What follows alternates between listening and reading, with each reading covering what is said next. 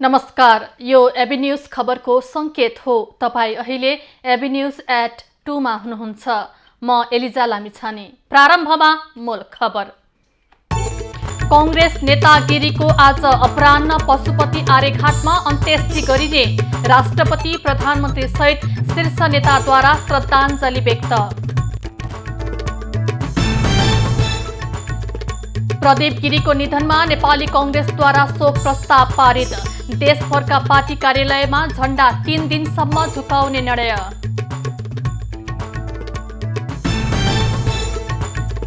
मध्य प्रदेशका सरकारी विद्यालयको अवस्था दयनीय, बाराको नेरा आधारभूत विद्यालयका विद्यार्थी भुइँमा बसेर पढ्न बाध्य।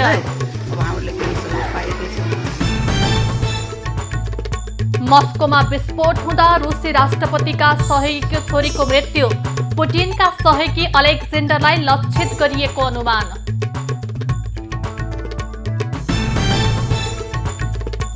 र अस्ट्रेलियामा हुने विश्वकप क्रिकेटको ट्रफी सगरमाथा आधार शिविरमा पुर्याइने, ट्रफी 2 दिन नेपालमा रहने।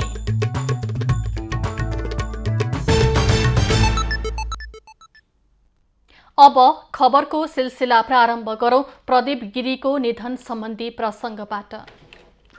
नेपाली कांग्रेसका नेता एवं प्रतिनिधि सभा सदस्य प्रदीप गिरीको निधन भएको छ। प्रखर समाजवादी चिन्तक नेता गिरीको 75 वर्षको उमेरमा गए राति 9:30 बजे ललितपुरको भैंसेपाटी स्थित मेडिसिटी अस्पतालमा उपचारको क्रममा निधन भएको हो। कांग्रेस पार्टी केन्द्रीय कार्यालय सानेपामा राखिएको उनको पार्थिव शरीरमा पार्टी सभापति एवं प्रधानमन्त्री शेरबहादुर देउवाले पार्टीको झण्डा उडाई सम्मान गरेका छन्। त्यस अवसरमा कांग्रेस वरिष्ठ नेता रामचन्द्र पौडेल, महामन्त्री गगन थापा, नेता शेखर कोइराला लगायतका नेता कार्यकर्ताहरूको बाक्लो उपस्थिति रहेको थियो। यसअघि मेडिसिटी अस्पतालमा पनि पुगेर विभिन्न राजनीतिक दलका नेताहरूले उनको पार्थिव शरीरमा श्रद्धाञ्जली अर्पण गरेका थिए। नेता गिरीको आजै अपराह्न अन्त्येष्टि गरिने कांग्रेसले जनाएको छ। नेपाली राजनीतिमा बौद्धिक नेताको पहिचान बनाउन सफल नेता गिरी घाँटीको क्यान्सरबाट पीडित थिए। नेताहरूले उनको बौद्धिकताको अभाव नेपाली राजनीतिमा सदा खड्किरहने बताएका छन्। निष्ठामा अडिग, इमानदार जनप्रतिनिधिको रूपमा पनि उनलाई सबैले चिन्ने गरेका थिए। कांग्रेस नेता तथा समाजवादी चिन्तक प्रदीप गिरीको भौतिक शरीर संसारबाट विदा भएको छ। लामो समयदेखि क्यान्सर रोगले थलिएका गिरीको स्वास्थ्यमा निमोनियाको प्रहारपछि अवस्था झनै जटिल बनेको थियो। अन्ततः कठोर रोगलाई गिरीले जित्न सकेनन् र संसार छाड्नु पर्यो। नेपाली कांग्रेसले पूर्व केन्द्रीय सदस्य तथा सांसद प्रदीप गिरीको निधनमा शोक प्रस्ताव पारित गरेको छ। आज बसेको केन्द्रीय कार्य समितिको आकस्मिक बैठकले गिरीको निधनमा दुःख प्रकट गर्दै केन्द्रीय कार्यालय सहित देशभरका पार्टी कार्यालयहरूमा 3 दिनसम्म झण्डा झुकाउने निर्णय गरेको हो। यस्तै 13 दिनसम्म देशभरका पार्टी कार्यालयहरूमा श्रद्धाञ्जलीका विविध कार्यक्रमहरू आयोजना गरिने पनि कांग्रेसले जनाएको छ। त्यस्तै बैठकले 13 दिनसम्म देशभरका कार्यालयहरूमा स्वर्गीय गिरीका लागि शोक पुस्तिका राख्ने र शोक प्रकट गर्नेहरूको लागि खुला गर्ने पनि निर्णय गरेको छ। समाजवादी चिन्तक एवं नेता गिरीको ललितपुर स्थित मेडिसिटी अस्पतालमा क्यान्सर रोगको उपचारको क्रममा शनिबार राति निधन भएको थियो। राष्ट्रपति विद्यादेवी भण्डारीले नेपाली कांग्रेसका नेता प्रदीप गिरीको निधनप्रति दुःख व्यक्त गरेकी छिन्। समाजवादी चिन्तक गिरीको निधनबाट हामीले एक सिद्धान्तनिष्ठ बौद्धिक व्यक्तित्व गुमाएको उनले उल्लेख गरेकी छिन्। राष्ट्रपति भण्डारीले दिवंगत गिरीप्रति भावपूर्ण श्रद्धाञ्जली व्यक्त गर्दै शोकाकुल परिवारमा गहिरो समवेदना प्रकट गरेकी हुन्। प्रधानमन्त्री शेरबहादुर देउवाले नेपाली कांग्रेसका नेता प्रदीप गिरीको निधनको खबरले निकै स्तब्ध भएको बताएका छन्। प्रधानमन्त्री देउवाले गिरीको निधनले नेपालले एक सच्चा र असल नेता गुमाएको भन्दै दुःख व्यक्त गरेका छन्। त्यस्तै प्रमुख दलका शीर्ष नेताहरूले पनि गिरीको निधनप्रति दुःख प्रकट गरेका छन्। नेकपा एमालेका अध्यक्ष केपी ओलीले नेपाली कांग्रेसका नेता प्रदीप गिरीको निधनले आफूलाई मर्माहत पारेको बताएका छन्।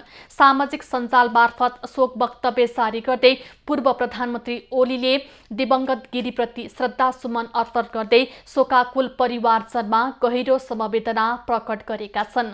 माओवादी अध्यक्ष पुष्पकमल दाहालले गिरीको निधनबाट समकालीन नेपाली राजनीतिमा एक गहिरो अभावको अनुभूति गराएको बताएका छन्। कांग्रेस नेता रामचन्द्र पौडेलले गिरीको निधनबाट कांग्रेसको समाजवादी आन्दोलनलाई ठूलो क्षति पुगेको बताएका छन्। कांग्रेस नेता शेखर कोइरालाले नेपालको सिङ्गो राजनीति र पार्टी संगठनमा गिरीको योगदान सधैँ खड्किरहने बताएका छन्। कांग्रेस नेता विमलेन्द्र निधिले आफूले राजनीतिक अभिभावक र अग्रज गुमाएको प्रतिक्रिया दिएका छन्। प्रतिनिधि सभाको आजको बैठक स्थगित भएको छ। प्रतिनिधि सभा सदस्य प्रदीप गिरीको निधनको कारण बैठक स्थगित भएको हो। आज गिरीको श्रद्धाञ्जली र अन्त्येष्टिमा सहभागी हुनुपर्ने भएकाले नेपाली कांग्रेसको आग्रहमा प्रतिनिधि सभा बैठक सोमबार दिउँसो 1 बजेसम्मको लागि स्थगित गरिएको हो। तर सोमबारको बैठक पनि सो प्रस्ताव पारित गरेर स्थगित हुने बताइएको छ। नेकपा एमालेका सचिव योगेश भट्टराईले राष्ट्रपतिले फिर्ता पठाएको नागरिकता विधेयकमा राष्ट्रिय सहमति बनाउने र सच्याउने अवसर गठबन्धन सरकारले गुमाएको बताएका छन्। आज रामेछापको मन्थलीमा पत्रकारसँग कुरा गर्दै उनले विधेयकमा छलफल नै नगरी पुनः राष्ट्रपतिलाई पठाएर गठबन्धन सरकारले राष्ट्रघाती काम गरेको बताएका हुन्। वैवाहिक अङ्गीकृत नागरिकलाई बिना शर्त नागरिकता दिने प्रावधान विश्वका कुनै पनि मुलुकमा नभएको दाबी समेत सचिव भट्टराईको छ। वैवाहिक अङ्गीकृतलाई नागरिकता दिँदाखेरि एउटा निश्चित अवधि उहाँहरूलाई चाहिँ राख्नुपर्छ। किनभने दुनियाँभरमा संयुक्त राष्ट्र सङ्घमा दर्ता भएका 200 जति मुलुक होला। ती मुलुकमा कहीँ पनि आज बिहा गर्ने भोलि नागरिकता पाउने। सचिव भट्टराईले मङ्सिरमा हुने निर्वाचनमा एमालेको बहुमतको सरकार बन्ने र नागरिकता विधेयक संशोधन गरिने दाबी पनि गरे। गठबन्धन सरकारले मुलुकलाई अस्थिरतातर्फ धकेल्ने काम गरेको पनि उनको भनाइ छ। गठबन्धन एक्लै चुनाव लड्न नसक्ने भएपछि सत्ता स्वार्थको लागि बनेको सचिव भट्टराईको टिप्पणी छ। नेपाल र दाहाल प्रधानमन्त्री देउवाको हली बन्न गएको भन्दै उनले व्यङ्ग्य समेत गरे। सचिव भट्टराईले एमालेले वाम गठबन्धन गरेर तत्काल चुनावमा जाने सम्भावना नरहेको प्रश्न पारे। निर्वाचन आयोगले आचार संहिता निर्माणको प्रक्रिया थालेको छ। आगामी मङ्सिर 4 गतेको लागि तय गरिएको प्रतिनिधि सभा र प्रदेश सभाको निर्वाचनको लागि आचार संहिता निर्माणको प्रक्रिया सुरु भएको आयोगले जनाएको छ। आचार संहिता तयारीका विषयमा आयोगले सोमबार राजनीतिक दलहरूसँग छलफल गर्ने भएको छ। स्थानीय तहको निर्वाचनको आचार संहिता कार्यान्वयनको अवस्थाको मूल्याङ्कन गर्दै दलहरूको सुझावको आधारमा आयोगले आचार संहिता जारी गर्ने तयारी गरेको हो।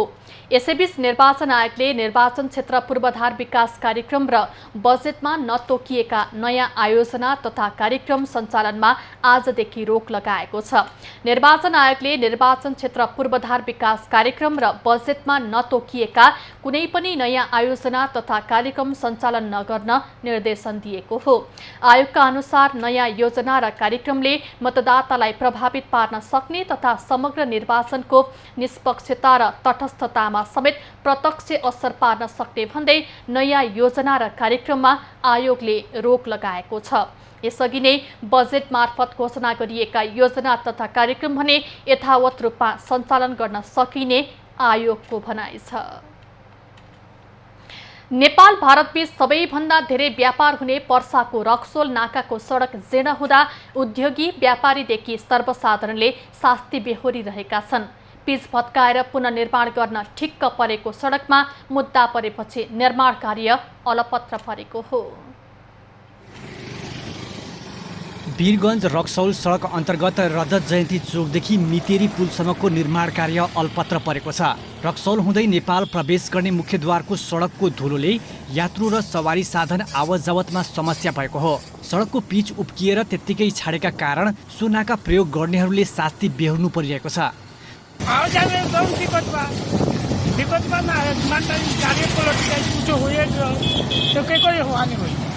बहुत दिक्कत बा। त्रिभुवन राजपथ अन्तर्गतको वीरगञ्ज रक्सौल सडकमा खाल्टाखुल्टी भए पनि धुलो उड्ने गरेको थिएन। तर पिच उप्काएपछि सडक आसपासका होटेल पसलको व्यापार समेत चौपट भएको छ। यहाँ समस्या जटिल छ कि आम जनता 10 मिनटसम्म यहाँ उठ्न गाह्रो हुन्छ। धुलो यति नै छ कि मान्छेहरू आवत जावतमा एकदम धेरै कमजोरी देखिएको छ। यहाँ मान्छे ओहोरदोहोर गर्दैन भने यहाँहरूको व्यवसायीहरूको कसरी व्यवसाय हुन्छ होइन। ये सड़क मतलब कोड़ाइलवन सबसे पूरा धूल दिन भर धूले उड़ेला। हमें बीच में कभी पानी पटावल जाला, फिर भी 1 घंटा के बाद सूख जाला, ओकरा बाद फिर धूले हो जाला। अच्छा, और व्यवसाय यहाँ परेशान बा, सब धूल से परेशान। मुलुकको पहिचानसँग जोडिएको भन्सार नाका र प्रवेशद्वारको सडक लामो समयसम्म भत्काएर छाड्दा पर्यटक माझ समेत सकारात्मक सन्देश गएको छैन। निर्माण सुरु गरेपछि ठेकेदार कम्पनीले अदालतमा मुद्दा हालेकाले निर्माण रोकिएको सडक विभागले जनाएको छ। बालबालिकालाई गुणस्तरीय शिक्षा प्रदान गर्न व्यवस्थित भौतिक पूर्वाधार अत्यावश्यक पर्दछ। तर बाराको आदर्श कोटवाल गाउँपालिका वडा नम्बर 5 मा रहेको एक विद्यालयमा उचित व्यवस्थापन नहुँदा बालबालिकाहरू भुइँमा बसेर पढ्न बाध्य भएका छन्।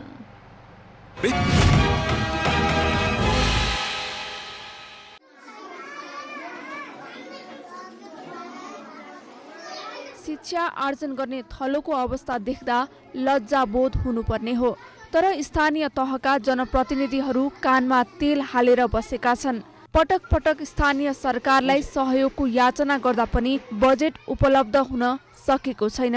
विगत 3 वर्षबाट गाउँपालिकाले नयाँ भवन बनाउने भने पनि काम अघि बढ्न सकेको छैन। अब हामीहरूले त बारम्बार भनिरहेको छु कि हुन्छ भनेर अब केही सहयोग हामीले पाएको छैनौँ। अब आज हुन्छ भोलि हुन्छ, यो सालमा हुन्छ त्यो सालमा हुन्छ भन्दै अब हामीले केही सहयोग पाएकै छैनौँ। कक्षा 1 देखि 5 सम्म पढाइ हुने यो विद्यालयमा 400 हाराहारी विद्यार्थी रहेका छन्। कक्षा कोठामा अपुग भएपछि विद्यालयले 2 देखि 3 वटा कक्षाका विद्यार्थीहरूलाई एउटै कक्षामा राखेर बहुकक्षा सञ्चालन गर्दै आइरहेको छ। विशेष गरी दलित समुदाय, गरिब तथा पिछडिएका समुदायका बालबालिका पढ्ने विद्यालय भएर पनि जनप्रतिनिधिहरूले बेवास्ता गरेको स्थानीयको आरोप छ। शिक्षा र स्वास्थ्यको विषयमा उहाँहरूले केही पहल गर्नु भएको छैन। त्यो तपाईहरु पनि अब हेर्दै हुनुहुन्छ कि अब उहाँले गरिदिएको हुन्थ्यो भने त्यो आज त्यो दृश्य तपाईहरुले देख्नु भएको सायद त्यस्तो सामु आउँदैन होला। हाल विद्यालयमा जम्मा 4 वटा कोठा मात्र रहेको एक भवन छ। प्रशासनिक भवन अर्को छ, जसमा एउटा कोठामा निर्माण सामग्री राखिएका छन् भने सोही कोठामा विद्यालयले प्रशासनिक काम पनि गर्दै आएको छ। मैं सबैलाई चाहिँ अवलोकन गरेको छु। सबै विद्यालयमा चाहिँ हामीले चाहिँ कुन विद्यालयमा कुन शिक्षकलाई बस्नलाई पढाउनलाई चाहिँ टेबल कुर्सी छ कि छैन, स्कुलको कस्तो अवस्था छ, झाल ढोका छ कि छैन, स्कुलको बाउन्ड्री छ कि छैन, त्यो सबै मैले चाहिँ अवलोकन गरेको छु र त्यसमा चाहिँ बजेट राखेको छु। आदर्श कोटवाल गाउँपालिकामा रहेको यस आधारभूत विद्यालयको नयाँ भवन कहिले बन्छ र विद्यार्थीहरूले चिसो भुइँमा बसेर पढ्नुपर्ने बाध्यताको अन्त्य कहिले हुन्छ भनेर प्रतीक्षा गरिरहेका छन्। इन्दीप कोइराला, बारा।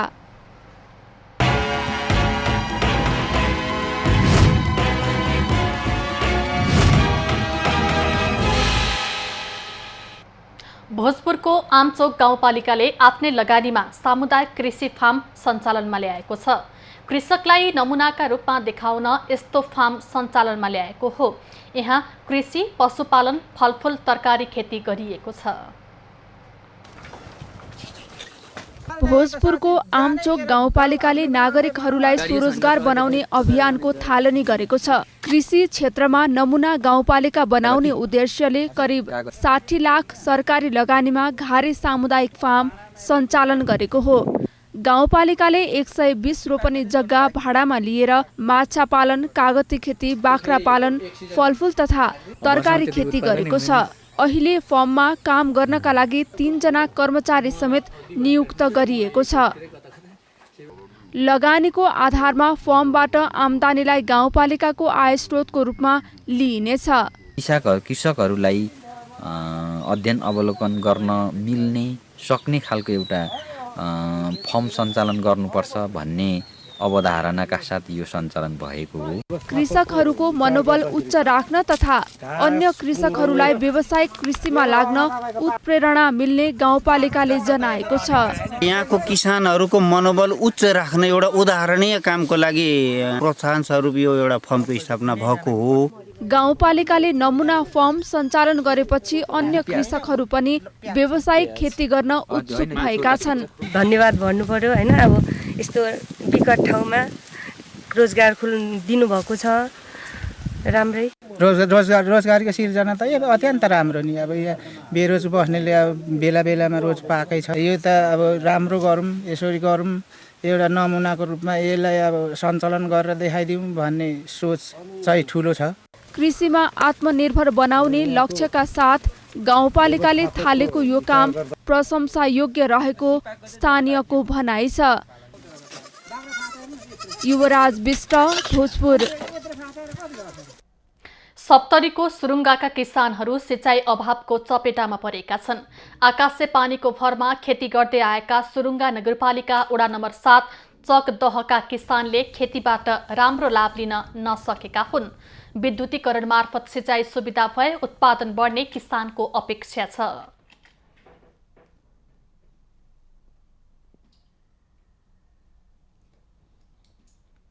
अनि त हामी मेहनतको भरमा गर्छौँ। 7 कोइल 8 कोइल तार तानेर टाढा टाढासम्म लान्छौँ। त्यसको भरमा कति खेती गर्ने? नगरभरिकै सबैभन्दा ठूलो ओडा भए पनि किसानलाई बजेट विनियोजन गर्दा नगरपालिकाले पनि भेदभाव गर्ने गरेको ओडा नम्बर 7 का ओडाध्यक्ष शिवनारायण चौधरीले गुनासो गरे। पटक पटक गराइछु, चिठी पनि पठाइछु। म आफै पनि प्रदेशमा भर्खरै पुगेर आएको छु र बजेटै छैन भन्छ प्रदेश सरकारले। त हामी स्थानीय सरकारको तबाट बजेटले भ्याउँदैन। स्थानीय तहसँग पर्याप्त पैसा नहुने प्रदेश तथा सङ्घले किसानहरूको आवश्यकता नबुझ्दा मल र सिँचाइको समस्या भएको जनप्रतिनिधिहरूको पनि भनाइ छ। खबरको सिलसिला अझै जारी छ, हामीसँगै रहनुहोला।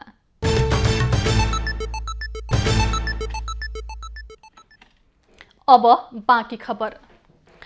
दर्शकवृन्द, हिजो साँझ कांग्रेसका नेता प्रदीप गिरीको मेडिसिटी अस्पतालमा उपचारको क्रममा निधन भएको छ र अहिले उनको पार्थिव शरीरलाई कांग्रेस पार्टी कार्यालय सानेपामा श्रद्धाञ्जलीको लागि राखिएको छ र अबको केही बेरमा उनको पार्थिव शरीर पशुपति आर्यघाटमा अन्त्येष्टिको लागि लगिने भनेर हामीलाई जानकारी प्राप्त भएको छ र यसै विषयमा थप जानकारी दिन सानेपाबाट हाम्रा खबरदाता ममता थापा प्रत्यक्ष सम्पर्कमा जोडिनु भएको छ।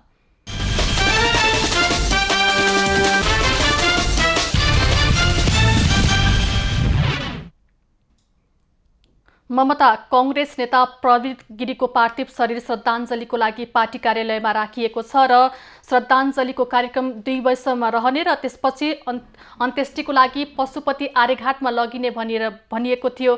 के छ, श्रद्धाञ्जली कार्यक्रम सकिएको हो? एलिजा, पार्टी कार्यालय सानेपा स्थित प्रदीप गिरीको पार्थिव शरीरलाई श्रद्धाञ्जली अर्पण गर्ने कार्यक्रम करिब सकिएको छ। उहाँको शरीरलाई अब पशुपति आर्यघाटमा अन्तिम संस्कारका लागि लैजाने तयारी भइरहेको छ। अब केही बेरमै शव यात्रा हुने जानकारी हामीलाई प्राप्त भएको छ।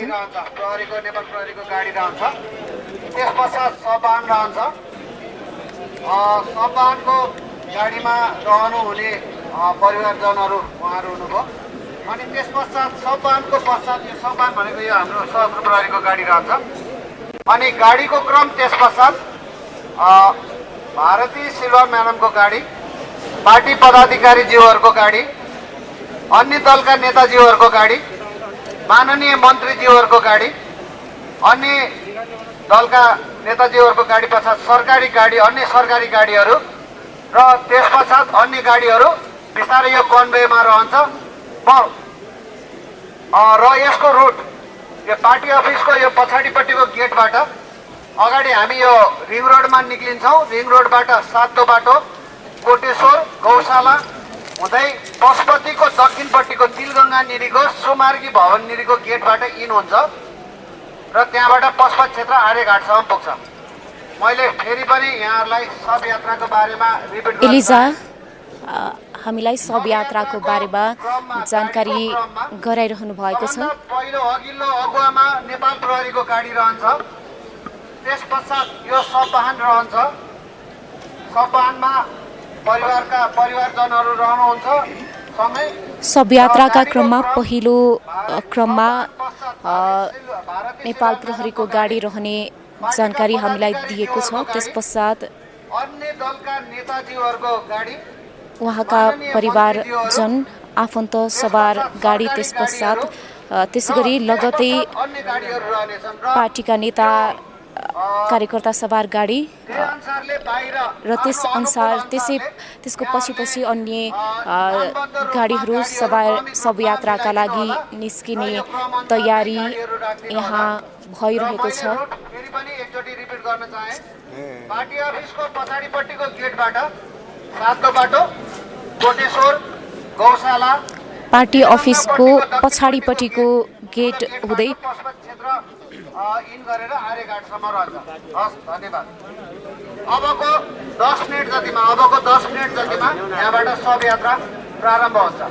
त्यही अनुसारले अब श्रद्धाञ्जली दिने कार्यक्रम पशुपति आर्यघाटमै रहने भएकोले जो बाँकी हुनुहुन्छ अब उतै श्रद्धाञ्जली दिनु होला र यहाँहरूको कोही बाँकी हुनुहुन्छ भने त्यही अनुसारले जानकारी पनि गराइदिनु होला र यही अनुसारले अन्य गाडीहरू, मोटरसाइकलहरू, सवारी साधनहरू यही क्रममा मिलाइदिनु होला। हस्, धन्यवाद। एलिजा सब यात्राको जानकारी हामीलाई दिइसक्नु भएको छ। पार्टी कार्यालयको पछाडिबाट रिङ रोड हुँदै कोटेश्वर सातो बाटो हुँदै कोटेश्वर निस्केर गौशाला क्षेत्रबाट पशुपति आर्यघाटसम्म पुग्ने तयारी भइरहेको छ। अबको लगभग 10 मिनट भित्रमा यहाँबाट सब यात्रा सुरु हुने तर्खर भइरहेको छ। विभिन्न दलका शीर्षस्थ नेताहरू, त्यसै गरी सरकारका तर्फबाट मन्त्री लगायत प्रधानमन्त्री शेरबहादुर देउवा लगायतका अधिकांश शीर्षस्थ नेता कार्यकर्ताहरूले श्रद्धाञ्जली दिइसक्नु भएको छ। बाँकी नेता कार्यकर्ताहरू जो यहाँ आइपुग्नु भएको छैन, उहाँहरू पशुपति आर्यघाटमै आउने कार्यक्रम छ। हामीले केही बेर अगाडि जानकारी गराएअनुसार नेकपा एमालेका अध्यक्ष केपी शर्मा ओली 1:30 बजे यहाँ आउने भनिएको थियो, तर उक्त कार्यक्रम स्थगित भएको छ। उहाँ पशुपति आर्यघाटमै पुगेर श्रद्धाञ्जली अर्पण गर्ने भन्ने हामीलाई जानकारी आएको छ। यहाँको वातावरणको कुरा गर्दा एलिजा यति बेला सम्पूर्ण नेता कार्यकर्ता माझ एक किसिमको नैराश्यता, एक किसिमको स्तब्धता छाएको छ। जो प्रखर समाजवादी चिन्तक, मार्क्सवादी चिन्तक, विशेष गरी दार्शनिक नेता भनेर चिनिने प्रदीप गिरी, निष्ठाको राजनीति गर्ने एकमात्र राजनीतिज्ञ अर्थात् बिरलै भेटिने निष्ठावान राजनीतिज्ञ मध्येका एक प्रदीप गिरी हामीमाझ रहनु भएन। उहाँको हिजो राति 9:30 बजे ललितपुरको मेडिसिटी अस्पतालमा उपचारका क्रममा निधन भएको छ। यस हिसाबले नेपालको राजनीतिक जगतका साथै निष्ठाको राजनीति गर्ने, इमानको राजनीति गर्ने एउटा जो जमात छ त्यसमा चाहिँ उहाँ नहुनाले एउटा अपूरणीय क्षति पुगेको यहाँ आउनुभएका नेता कार्यकर्ताहरूले बताउनु भएको छ। उहाँ एउटा समाजवादी चिन्तक, विशेष गरी राजनीतिलाई दार्शनिक तहमा विचार विमर्श गर्न सक्ने एउटा व्यक्तित्व हुनुहुन्थ्यो। उहाँको भौतिक शरीर अब हामीमाझ रहेन। यसले विशेष गरी नेपाली कङ्ग्रेसमा पछिल्लो समय यस्ता गहन विचारक निष्ठाको राजनीति गर्ने व्यक्तित्व निकै कममा उहाँ पर्नुहुन्थ्यो। अब उहाँ हामी माझ नहुँदा ममता, जस्तो नेपाली कि कङ्ग्रेसका साथ अब अहिले त्यहाँ श्रद्धाञ्जलीको लागि विभिन्न दलका नेताहरू पनि उपस्थित रहेका थिए। प्रधानमन्त्री शेरबहादुर देउवा लगायत अन्य दलका शीर्ष नेताहरूको पनि हामीले त्यहाँ उपस्थिति देख्यौँ। त्यसरी श्रद्धाञ्जली अर्पण गर्न आउँदाखेरि स्वर्गीय नेता प्रदीप गिरीलाई उनीहरूले कसरी सम्झिए, कसरी लिए त? एलिजा, उहाँलाई हामीले केही बेर अघि यहाँ उपस्थित नेता कार्यकर्तासँग कुरा गरेका थियौँ। उहाँलाई कसरी सम्झिनुहुन्छ भन्ने किसिमको कुराकानी हुँदाखेरि सबैको एकै नासको एउटा धारणा जस्तो पायौँ उहाँप्रति। उहाँ प्रखर समाजवादी चिन्तक भएको, त्यसमा सबैले उहाँलाई प्रखर समाजवादी चिन्तकका रूपमा लिएका छन्। उहाँ विशेष गरी राजनीतिमा लाग्ने व्यक्तिमा एक किसिमको सत्तामोह जुन हुन्छ, पदको लालसा हुन्छ, त्यसभन्दा पनि माथि उठेर निष्ठाको राजनीति गर्ने एउटा व्यक्तित्वका रूपमा उहाँहरूले सम्झनु भएको छ।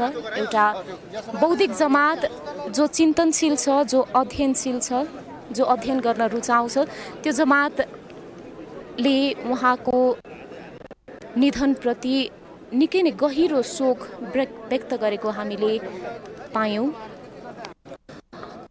त्यसैगरी उहाँ विभिन्न चरणमा प्रतिनिधि सभाको सदस्य समेत हुनुभएको थियो।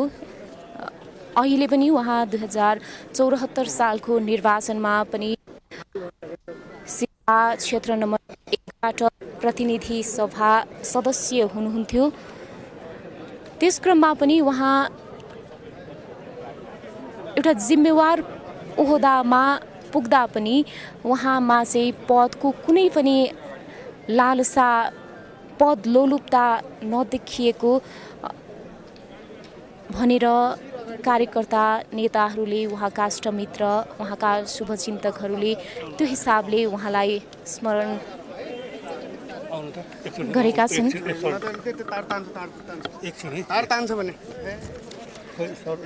उहाँको अन्तिम संस्कारको लागि पशुपति आर्यघाट लैजाने तयारी भइरहेको छ।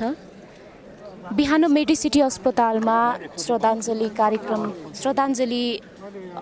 लागि डाक्टर रामवरण यादव, जनार्दन शर्मा, बालकृष्ण खाँड, राजेन्द्र पाण्डे, डाक्टर शेखर कोइराला, मिनेन्द्र रिजाल लगायतका व्यक्तित्वहरू अस्पतालमै पुगेर श्रद्धाञ्जली दिनुभएको थियो उहाँलाई। त्यसै गरी करिब 12 बजे अस्पतालबाट उहाँको शव पार्टी केन्द्रीय कार्यालय सानेपामा छ। अहिलेसम्म यहाँ सबैजसो दलका शीर्ष नेताहरूले उहाँलाई अन्तिम श्रद्धाञ्जली दिएर गइसक्नु भएको अवस्था छ। सबैको एउटै चिन्ता थियो कि नेपालमा निष्ठाको राजनीति गर्ने नेता बिरलै भएको अवस्थामा उहाँको निधनले निष्ठाको राजनीति गर्ने एउटा जमात, एउटा वृत्तमा अत्यन्तै ठुलो क्षति पुगेको, अपूरणीय क्षति पुगेको उहाँहरूको प्रतिक्रिया थियो यस हिसाबको। एलिजा,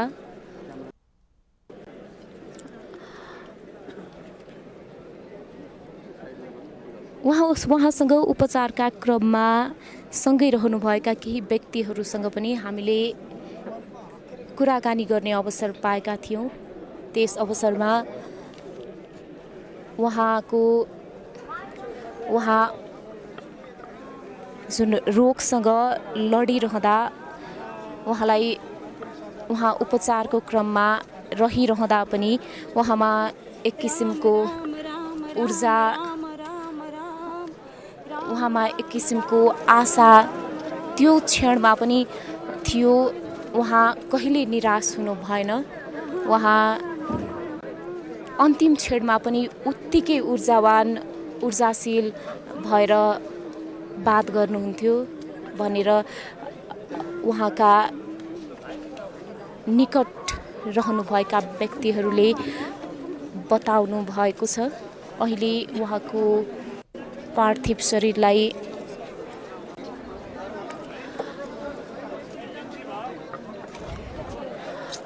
यहाँबाट लैजाने क्रम भइरहेको छ। अब एलिजा उहाँको पार्थिव शरीरलाई यहाँबाट लैजानको लागि अन्तिम तयारी भइसकेको छ। अब केही बेरमै शोभायात्रा हुँदैछ। त्यस पश्चात पशुपति आर्यघाटमा उहाँको अन्तिम संस्कार गर्ने कार्यक्रम छ। पशुपति आर्यघाटमा पनि अहिले केही बेर अगाडि नेता कार्यकर्ताहरू अन्तिम संस्कारको लागि तयारी गर्न पुगिसक्नु भएको भन्ने जानकारी हामीलाई प्राप्त भएको छ। एलिजा, ममता, जानकारीको लागि धन्यवाद। दर्शकवृन्द, उहाँ हुनुहुन्थ्यो हाम्रा खबरदाता ममता थापा। सानेपाबाट कांग्रेस नेता प्रदीप गिरीको हिजो साँझ निधन भएको छ र उनको पार्थिव शरीरलाई श्रद्धाञ्जलीको लागि कांग्रेस पार्टी कार्यालय सानेपामा राखिएको र श्रद्धाञ्जली सकिएर अहिले शवयात्रा हुँदैछ र अबको केही बेरमा पशुपति आर्यघाटमा उनको अन्त्येष्टि गरिनेछ। हामीलाई यसै विषयमा जानकारी गराउँदै हुनुहुन्थ्यो। अब लागौं बाँकी खबरतर्फ। पाल्पामा प्रसिद्ध लाखे नाच पछिल्लो समय हराउँदै जान लागेको सन्दर्भमा यहाँका केही युवाहरूले भने यसलाई जीवन्तता दिई जोगाउने काम गरेका छन्। लाखे संस्कृति लोप हुने गुनासो आइरहेको बेला पाल्पाका युवाहरू भने संस्कृतिको प्रवर्धनको लागि जुटेका हुन्।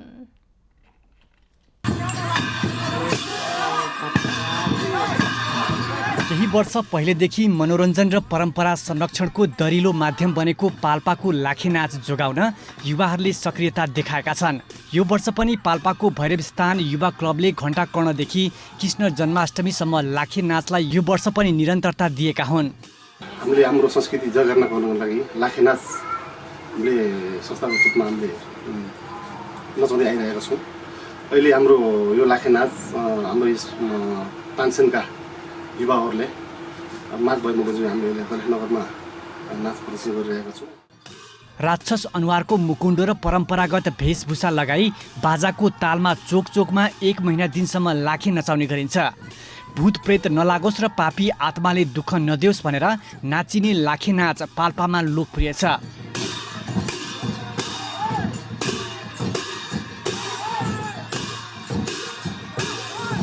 मुखमा डरलाग्दो मुकुण्डो लगाएर दुईजना, एकजना लाखे र अर्को भुच्चा भएर नाचिने यो नाचमा लाखेले पछाडिपट्टि चौरी गाईको चरम र महिलाले लगाउने घाँगर चोलो लगाउने गरेको पाइन्छ भने फुच्चाले पुरुष भेषमा पछाडिपट्टि मकैको पात वा कपडाको पुच्छर लगाउने गर्छ।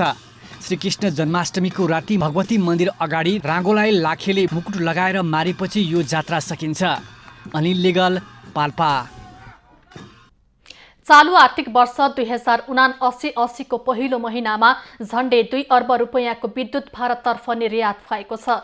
नेपाल विद्युत प्राधिकरणले चालू आर्थिक वर्षको साउन महिनामा 1 अर्ब 83 करोड 88 लाख 76 हजार रुपैयाँको विद्युत निर्यात गरेको हो। प्राधिकरणका अनुसार 24 करोड 26 लाख 83 हजार युनिट विद्युत साउनमा भारततर्फ निर्यात भएको हो। विद्युत निर्यातबाट साउनमा औसतमा दैनिक 5 करोड 93 लाख रुपैयाँ प्राधिकरणले आमदानी गरेको छ। नेपालले गत जेठ 19बाट इन्डियन इनर्जी एक्सचेन्ज लिमिटेडको डे अडेह बजारमा प्रतिस्पर्धा मार्फत बिक्री सुरु गरेको थियो। पछिल्ला दिनमा दैनिक रूपमा 364 मेगावाट भारतीय बजारमा प्रतिस्पर्धी दरमा बिक्री हुँदै आएको छ। गत आर्थिक वर्ष 2078-79 मा 3 अर्ब 88 करोड रुपैयाँको विद्युत निर्यात भएको थियो। सरकारले दोस्रो चरणमा आजबाट 5 देखि 12 वर्षसम्मका बालबालिकालाई कोरोना भाइरस विरुद्धको फाइजर खोप दिन सुरु गरेको छ। स्वास्थ्य तथा जनसङ्ख्या मन्त्रालयका अनुसार दोस्रो चरणमा 50 जिल्लाका बालबालिकालाई पहिलो मात्रा दिन लागि हो। मन्त्रालयका अनुसार भदौ 27 देखि असोज 1 गतेसम्म फाइजर खोपको दोस्रो मात्रा दिइनेछ। प्रदेश 1 का भोजपुर, धनकुटा, खोटाङ, ओखलढुङ्गा, पाँचथर, सङ्खुवासभा, सोलुखुम्बु, ताप्लेजुङ, तेह्रथुम, उदयपुर र प्रदेश 2 का 12, रौतहट र सर्लाहीका बालबालिकालाई खोप दिन थालिएको हो। बागमती प्रदेशका रामेछाप, दोलखा, धादिङ, नुवाकोट, रसुवा र सिन्धुपाल्चोक, त्यस्तै गण्डकीका बागलुङ, गोर्खा, लमजुङ, मनाङ, मुस्ताङ, म्याग्दी, पर्वत, स्याङ्जा र तनहुमा खोप अभियान सुरु भएको छ। लुम्बिनीका कपिलवस्तु, अर्घाखाँची, गोल्मी, पाल्पा, प्युठान, रोल्पा र रुकुम पूर्व साथै कर्णाली प्रदेशका पश्चिम रुकुम, सल्यान, डोल्पा, हुम्ला, जुम्ला, कालीकोट, मुगु, दैलेख र जाजरकोटमा खोप अभियान सुरु भएको छ। सुदूरपश्चिम प्रदेशका अछाम, डोटी, बझाङ, बाजुरा, बैतडी र दार्चुलाका बालबालिकाले आजबाट खोप पाउन थालेका छन्। बालबालिकालाई दिइने फाइजर खोप सुरक्षित भएकाले ढुक्कसँग आफ्ना बालबालिकालाई लगाउन मन्त्रालयले आग्रह गरेको छ। यसअघि 27 जिल्लाका बालबालिकालाई सरकारले फाइजर खोप दिएको थियो। महोत्तरीका मिटर ब्याजी अनिरुद्ध शाहलाई प्रहरीले पक्राउ गरेको छ। चर्को ब्याज दरमा ऋण लगानी गरेर गरिबको उठीबास लगाउने कार्यमा संलग्न रहेको भन्दै प्रहरीले गए राति उनलाई पक्राउ गरेको हो। उनलाई महोत्तरीको भङ्गाहा नगरपालिका 5 सिद्धपुर स्थित घरबाट पक्राउ गरिएको प्रहरीले जनाएको छ। शाह विरुद्ध ठगी तथा अपराधी विश्वासघात कसुरमा कारबाही अघि बढाइने प्रहरीले जनाएको छ। उनले चर्को ब्याजमा महोत्तरी, धनुषा, सर्लाहीदेखि झापासम्म ऋण लगानी गर्दै आएका छन्। उनले 12 गुणासम्मको तमसुक बनाउने सामाको ब्याजको स्याज समेत असुल गर्ने गरेको उजुरी परेको छ। कृष्ण जन्माष्टमीको अवसरमा अश्लील गीतमा नाच्ने रौतहटमा प्रहरी नायक निरीक्षक राजकिशोर शाहमाथि कारबाही प्रक्रिया अघि बढेको छ। नेपाल प्रहरीको पोसाकमै अमर्यादित हरकत गरेका शाहलाई जिल्ला प्रहरी कार्यालयले शिवनगर प्रहरी चौकीमा तानेको हो। शाहले कृष्ण जन्माष्टमीको अवसरमा अश्लील गीतमा नाचेको भन्दै आलोचना भएपछि प्रहरीले छानबिन र कारबाही अघि बढाएको हो। जिल्ला प्रहरी कार्यालय रौतहटका डीएसपी सुनिल मल्लले शाहलाई तत्कालले कार्यरत चौकीबाट हटाएर जिम्मेवारी खोसिएको र थप विभागीय कारबाहीको लागि कागजी कामहरू अघि बढाइएको जानकारी दिए। उनले प्रहरी पोसाकमै अश्लील गीतमा नाचेको भिडियो सामाजिक सञ्जालमा भाइरल भएको छ।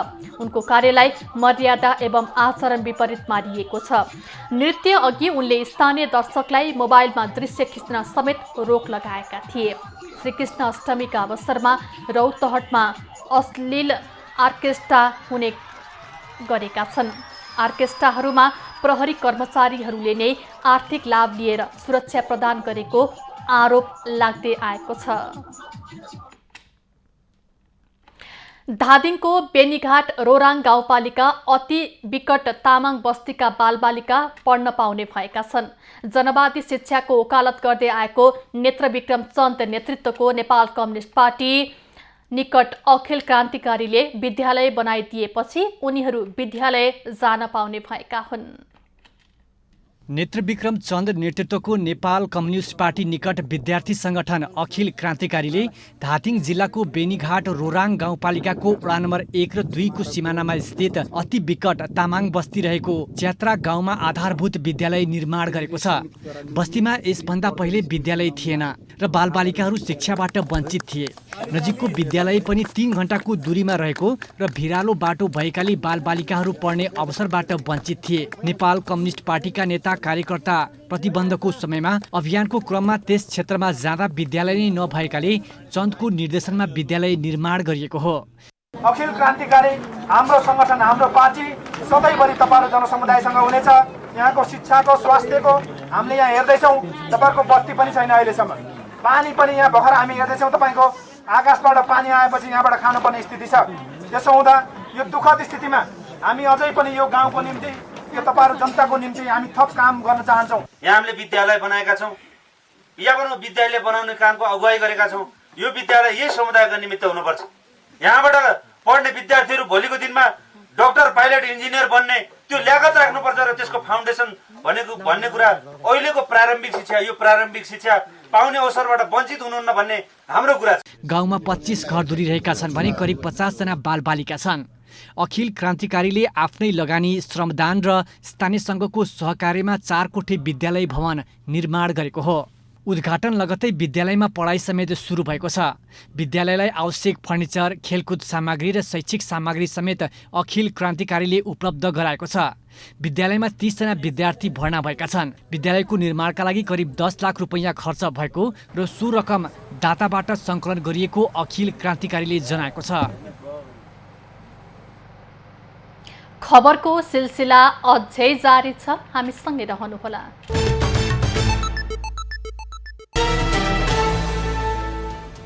भारतीय कम्युनिस्ट पार्टी मार्क्सवादीका नेता सीताराम येचुरीले प्रदीप गिरी घनिष्ठ मित्र भएको भन्दै निधनप्रति श्रद्धाञ्जली प्रकट गरेका छन्। उनले शोक सन्देशमा गिरी नेपालमा राजतन्त्र फाल्ने आन्दोलनका लडाकु, लोकतन्त्रका अथक योद्धा र भारतका घनिष्ठ मित्र भएको समेत उल्लेख गरेका छन्। त्यस्तै भारतीय नेता मोहन प्रकाशले पनि गिरीको निधनमा श्रद्धाञ्जली व्यक्त गरेका छन्।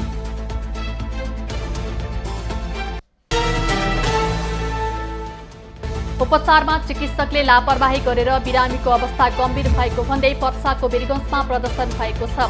वीरगञ्ज हेल्थ केयर अस्पतालमा चिपरमाई गाउँपालिकाका 32 वर्षका फिरोज अन्सारीको उपचारको क्रममा लापरवाही भएको भन्दै आफन्तले प्रदर्शन गरेका हुन्। उनीहरूले उपचारमा संलग्न चिकित्सकमाथि छानबिन र कारबाहीको माग गरेका छन्।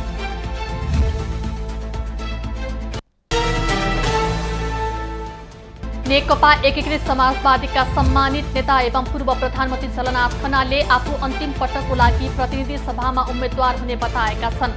खनालले आज बिहान भैरहवा स्थित गौतम बुद्ध अन्तर्राष्ट्रिय विमानस्थलमा पत्रकारसँग कुरा गर्दै सो कुरा बताएका हुन्। इलामको क्षेत्र नम्बर 1 मा गठबन्धनबाट चुनाव लड्ने खनालले बताए।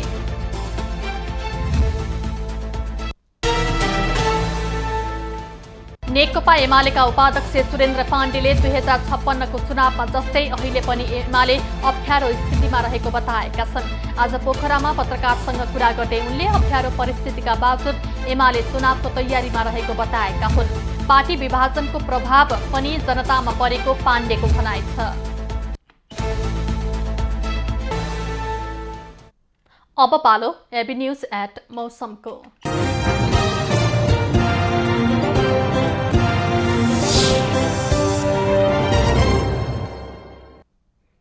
हाल देशभर आंशिकदेखि सामान्य बदली रहेको छ।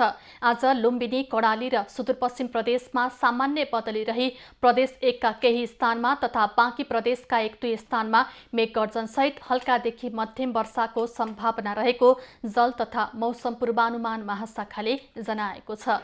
काठमाडौँ उपत्यकाको आजको अधिकतम तापक्रम 30 डिग्री सेल्सियस र न्यूनतम तापक्रम 21 डिग्री सेल्सियस बीच रहने अनुमान गरिएको छ। आज सूर्योदय बिहान 5:38 भयो भने सूर्यास्त साँझ 6:36 हुनेछ। आज देशभरको मौसम कस्तो रहला त हेरौं देशका विभिन्न स्थानको अनुमानित मौसमी अवस्था।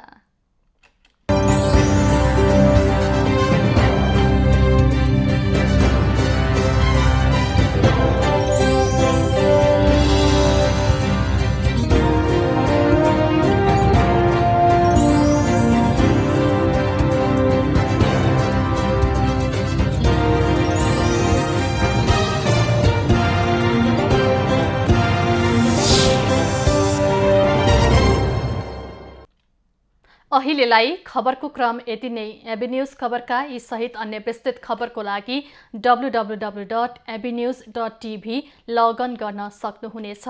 युट्युब, फेसबुक र ट्विटरमा पनि हामीलाई फलो गर्न सकिनेछ। खबरभित्रको खबरको लागि हेर्दै रहनुहोला एबी न्यूज खबर। नमस्कार।